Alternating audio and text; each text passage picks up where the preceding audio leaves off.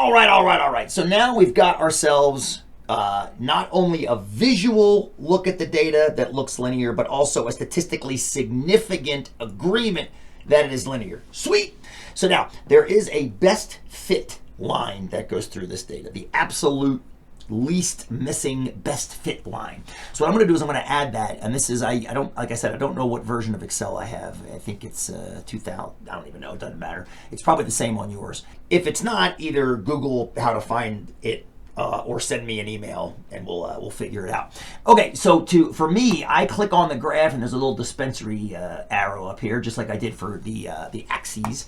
And then there's a little thing down here called a trend line. And if you hover over it, like you can see right there, it drops in the linear trend line. That's it right there. So what I'm going to do is I'm going to actually, I like to look at more options like this to see what I've got.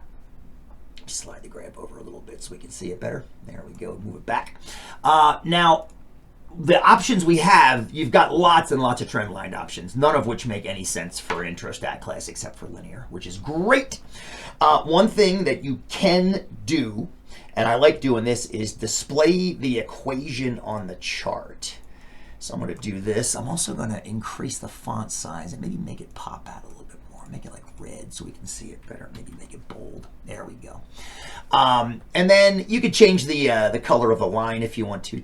Yeah. Solid line, dash type, no, make it solid. Yeah, there we go. I'm going to make it red. I'm going to make it red so it pops. There it is. Look at that. Look at that. Okay, so notice it misses almost all the points, which is okay.